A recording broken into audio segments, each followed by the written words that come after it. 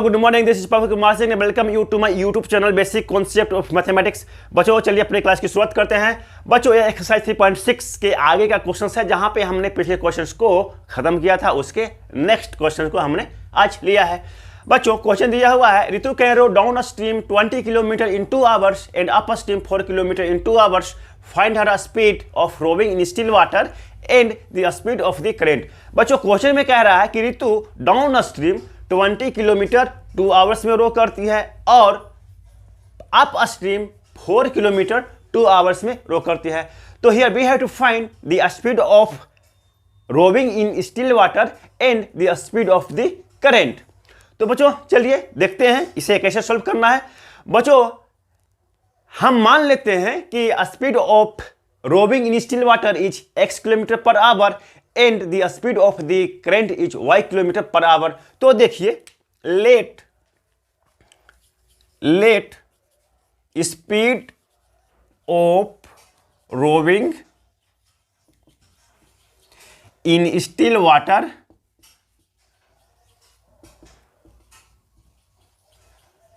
B x kilometre per our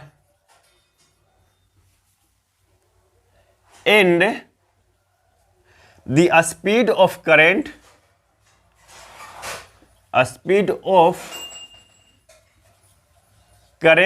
be y kilometre per our.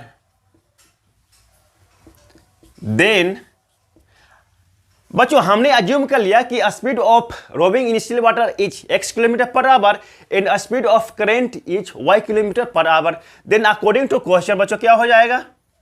According to question 20 upon x plus y equal to 2 and the next statement is 4 upon x minus y equal to 2। बच्चों देखो जब ऋतु down stream रो कर रही होगी तो speed of current ऋतु के speed में जुड़ जाएगा, क्योंकि जिस डायरेक्शन में ऋतु रो कर रही होगी स्पीड ऑफ करेंट उसी डायरेक्शन में उसको धकेल रहा होगा, तो उसका स्पीड बढ़ जाएगा। इसलिए जब down stream 20 upon x plus y उसका इक्वेशन बनेगा। और बच्चों जब ऋतु अप स्ट्रीम रो कर रही होगी, जब ऋतु अप स्ट्रीम रो करेगी तो ऋतु का स्पीड में से स्पीड ऑफ करंट घट जाएगा, क्योंकि ऋतु आगे की तरफ रो कर रही होगी और स्पीड ऑफ करंट उसको पीछे की तरफ धकेल रहा होगा। तो इससे क्या हो जाएगा? ऋतु का स्पीड जो है घट जाएगा। इसलिए सेकेंड इक्वेशन में जब ऋतु अपस्ट्रीम रो कर रही है तो ऋतु को अपना स्पीड जो है स्टिल वाटर में उसी में से स्पीड ऑफ करंट घट गया। यह बन गया बच्चों 4 upon x minus y equal to 2। Very good, यहां तक बातें समझ में आ गई। अब बच्चों we have nothing to do in this. Now we will simply solve this equation and we will get the answer. बच्चों देखो on cross multiplication on cross multiplication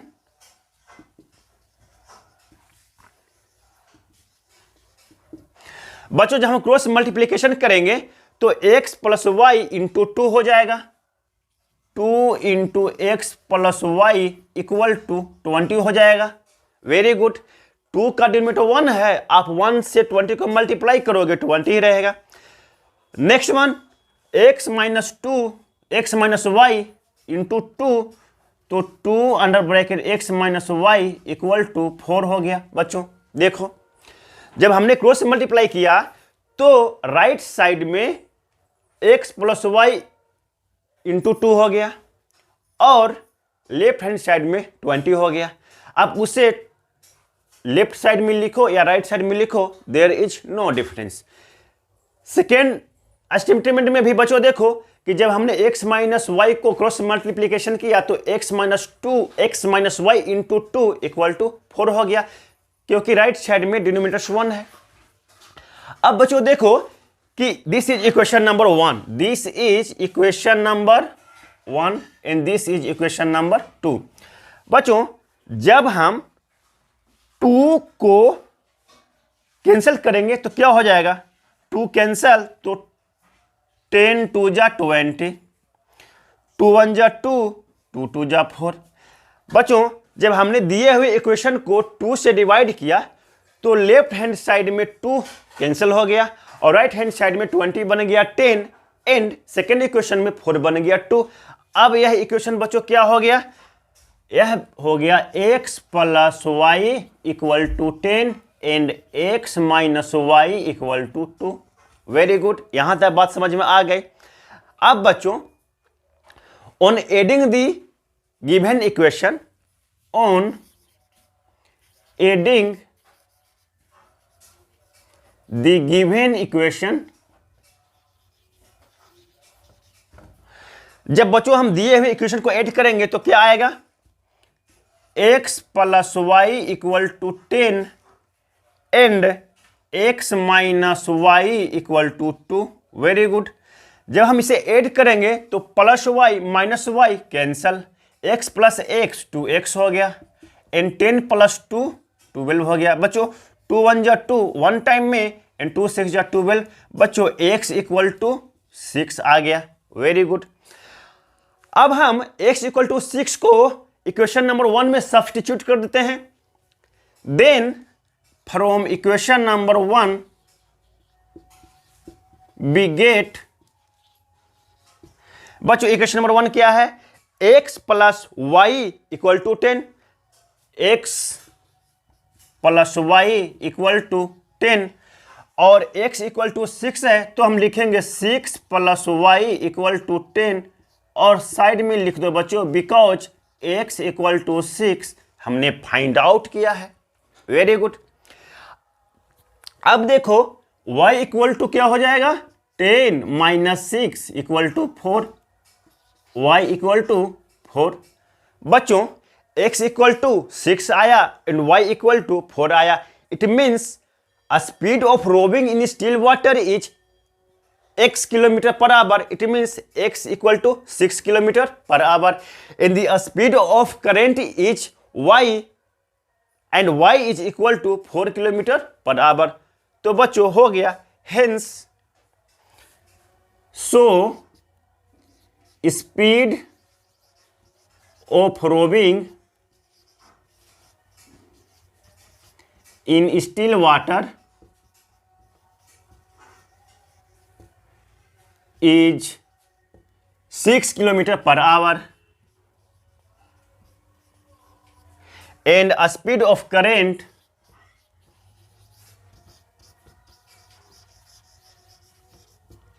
is 4 kilometer per hour। बच्चों दिस इज योर आंसर, यही आपका answer है। उम्मीद करता हूं कि यह क्वेश्चन आप लोगों को समझ में आ गया होगा। अब हम अगले क्वेश्चन की तरफ बढ़ते हैं। बच्चों देखिए अगला क्वेश्चन दिया हुआ है 2 women and 5 men can finish an embroidery work in 4 days while 3 women and 6 men can finish it in 3 days. Find time taken by 1 woman alone to finish the work and also that taken by 1 man alone। बच्चों question में दिया हुआ है कि 2 महिलाएं और 5 पुरुष किसी एम्ब्रॉयडरी वर्क को 4 दिनों में पूरा करते हैं और 3 महिलाएं 6 पुरुष उस काम को 3 दिन में पूरा करते हैं। तो बतलाइए कि एक महिला और एक पुरुष अकेले इस काम को करेगी तो कितना दिन में समाप्त होगा। तो बच्चों चलिए हम इस क्वेश्चन को सबसे पहले pair of linear equation form करते हैं और उसके बाद इसको आसानी से सॉल्व कर लेंगे। तो हम मान लेते हैं कि जो महिलाओं को समय लगेगा 1 दिन और पुरुषों को जो समय लगेगा वाई डेज लगेगा। तो let time taken by 1 woman be x days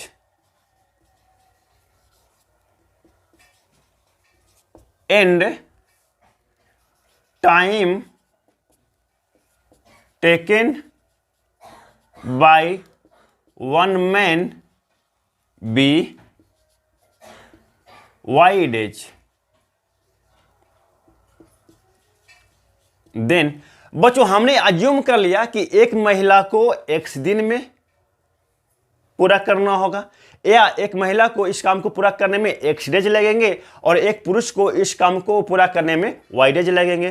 तो अकॉर्डिंग टू क्वेश्चन बच्चों क्या हो जाएगा, 2 महिलाएं को कितना लगेगा 2/x डेज और एक पुरुष को अगर y डेज लगता है तो 5 को कितना लगेगा 5 अपॉन वाई डैश। तो अकॉर्डिंग टू क्वेश्चन क्या हो जाएगा बच्चों, according to question 2 women and 5 men, तो 2 upon x plus 5 upon y equal to कितना डेज लगा है, दैट इज 4। तो ये हो जाएगा 1 अपॉन 4। Very good. अब सेकंड स्टेटमेंट इज कि 3 महिलाएं एंड 6 पुरुष इसे 3 दिन में पूरा करते हैं। तो ये हो जाएगा 3 upon x plus 6 upon y equal to 1 upon 3। बच्चों जब 2 महिलाएं और 5 पुरुष मिलकर के इस काम को पूरा करते हैं तो यह 4 दिन में पूरा हो जाता है। तो हमने अज्यूम किया कि एक महिला को x डेज लगेंगे तो 2 को कितना लगेगा 2 अपॉन एक्स। Very good. फिर हमने अज्यूम किया कि एक पुरुष को इस काम को पूरा करने में y डेज लगेंगे, तो एक पुरुष को y डेज लगते हैं तो 5 पुरुष को कितने लगेंगे 5 अपॉन वाई डेज। तो according to question 2 upon x plus 5 upon y equal to 1 upon 4 हो गया। In the next statement is 3 upon x plus 6 upon y equal to 1 upon 3. Very good. बच्चों अब हम इस इक्वेशन को सोल्व कर देंगे तो हमारा आंसर आ जाएगा। तो बच्चों देखो, अब हम यहाँ पे 1 upon x equal to u assume करेंगे and 1 upon y equal to v assume करेंगे, तो हमारा मैथमेटिक्स बिल्कुल सिंपल बन जाएगा। Let 1 upon x equal to u and 1 upon y equal to v, then बच्चों इक्वेशन क्या हो जाएगा, जब हमने 1 अपॉन x को u मान लिया एंड 1 अपॉन y को भी मान लिया तो 2 अपॉन x बन गया 2u प्लस 5 अपॉन y बन गया 5 v equal to 1 upon 4। Very good. और next equation is 3u plus 6 v equal to 1 upon 3। बच्चों ये कैसे हुआ, अगर आपको नहीं समझ में आ रहा है तो आप पीछे के वीडियो को जाकर के देखिए, तब आपको ये सारी चीजें स्पष्ट समझ में आएंगी कि कैसे हो रहा है। तो देखिए बच्चों, हमने जब इसे 1 upon x equal to u and 1 upon y equal to भी मान लिया तो हमारा इक्वेशन बन गया, this is equation number 1 and this is equation number 2। Very good. अब हम बच्चों दिए हुए इक्वेशन में से u एंड v दोनों में से किसी एक को एलिमिनेट कर दें तो यह आसानी से सोल्व हो जाएगा। तो जरूरी है कि हम जिसको एलिमिनेट करेंगे उसका कोफिशिएंट न्यूमेरिकल इक्वल होना चाहिए। तो चलिए हम यहाँ पे u को एलिमिनेट करते हैं। तो u में देखिए कि इक्वेशन नंबर 1 में u का कोफिशिएंट 2 है और इक्वेशन नंबर 2 में u का कोफिशिएंट 3 है। तो 2 एंड 3 का एलसीएम 6 होता है। हम इक्वेशन नंबर 1 को 3 से और इक्वेशन नंबर 2 को 2 से मल्टीप्लाई करेंगे तो e का कोफिशिएंट न्यूमेरिकल इक्वल बन जाएगा और वह आसानी से एलिमिनेट हो जाएगा। तो बच्चों हम इक्वेशन नंबर 1 को 3 से एंड इक्वेशन नंबर 2 को 2 से मल्टीप्लाई करते हैं।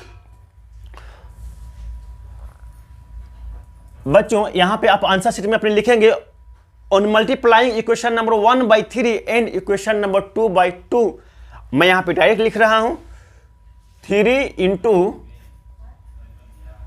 2u plus 5v equal to 1 upon 4 into 3 and the next one is 2 into 3u plus 6v equal to 1 upon 3 into 2। Very good. जब बच्चों इसको हम मल्टीप्लाई करेंगे तो क्या आ जाएगा, यह आ जाएगा 6u plus 15v equal to 3 upon 4 और second equation will become 6u plus 12v equal to 2 upon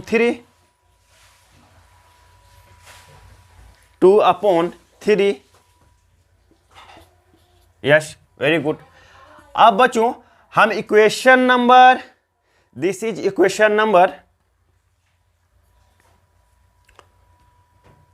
3 and this is equation number 4। बच्चों ये हमारा इक्वेशन नंबर 3 है और the next one is equation number 4। अब हम इक्वेशन नंबर 4 को बच्चों इक्वेशन नंबर 3 से घटाते हैं तो क्या हो जाएगा, इक्वेशन नंबर 3 का साइन चेंज हो जाएगा, प्लस है तो माइनस, और सारे टर्म्स प्लस हैं तो माइनस हो जाएंगे, तो प्लस माइनस यह कैंसिल हो गया। 15 भी माइनस 12 भी यह बन गया बच्चों 3 भी, वेरी गुड। और 3/4 माइनस 2/3 करोगे तो बच्चों ये क्या बन जाएगा, लेफ्ट साइड में 3 भी ही रहेगा, और 4 3 का एलसीएम लोगे तो 12 आ जाएगा। 4 3 जा 12 तो ये हो जाएगा 9, एंड 3 4 जा 12 तो यह हो जाएगा 8, वेरी गुड। तो ये आया बच्चों 3 भी इक्वल टू 1/12, और जब आप भी इक्वल टू निकालोगे, भी इक्वल टू क्या हो जाएगा 1/12 into 1/3 equal to 1/36, very good. बच्चों भी इक्वल टू 1/36 आया। अब हम भी के इस वैल्यू को इक्वेशन नंबर 1 में पुट कर देते हैं। From equation number 1, from equation number 1 we get 2u plus 5v equal to 1/4, very good. और बच्चों भी इक्वल टू हमने 1/36 फाइंड आउट किया है, तो ये हो जाएगा 2u plus 5 into 1/4 equal to 1/4। Sorry बच्चों 1/36 भी इक्वल टू हमने फाइंड आउट किया है, तो हम यहाँ पे 1/36 लिखेंगे, 1/36, वेरी गुड। जब आप इसे सॉल्व करेंगे तो क्या आएगा 2u plus 5/36 equal to 1/4, very good. 2u equal to हो जाएगा बच्चों 1/4 माइनस 5/36, क्योंकि यह लेफ्ट हैंड साइड से राइट हैंड साइड में जा रहा है। तो अब इसे आप सॉल्व करोगे तो क्या आएगा 2u इक्वल टू 4 एंड 36 का एलसीएम लोगे तो 36 आएगा, वेरी गुड। तो 1 बन जाएगा 9, और 5 ही रहेगा, वेरी गुड। अब ये क्या हो गया 2u equal to 9 minus 5 4/36, cancel करोगे तो 4 1 जा 4, 4 9 जा 36, 1/9 आया।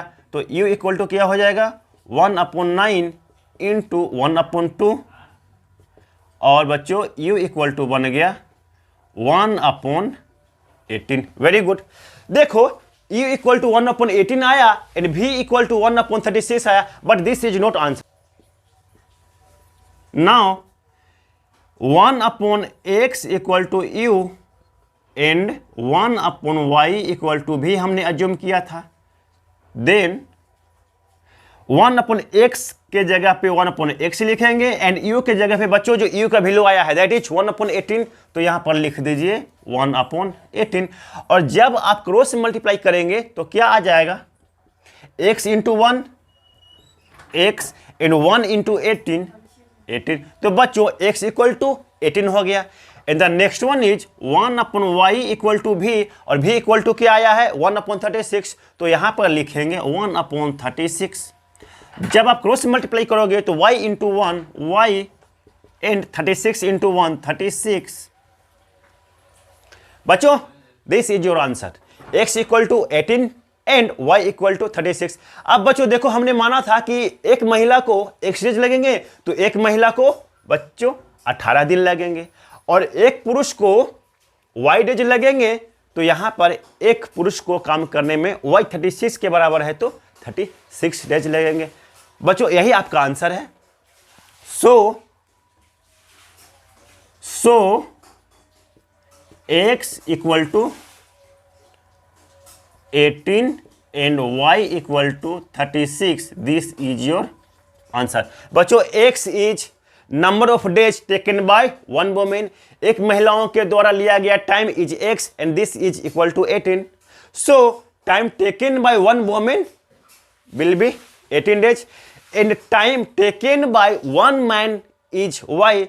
and y is equal to 36. So time taken by one man to finish the work is 36 days. This is your answer. तो एक महिला 18 दिनों में पूरा करेगी और एक पुरुष इस काम को अकेले 36 डेज में पूरा करेगा। बच्चों उम्मीद करता हूं कि यह क्वेश्चन आपको समझ में आ गया होगा।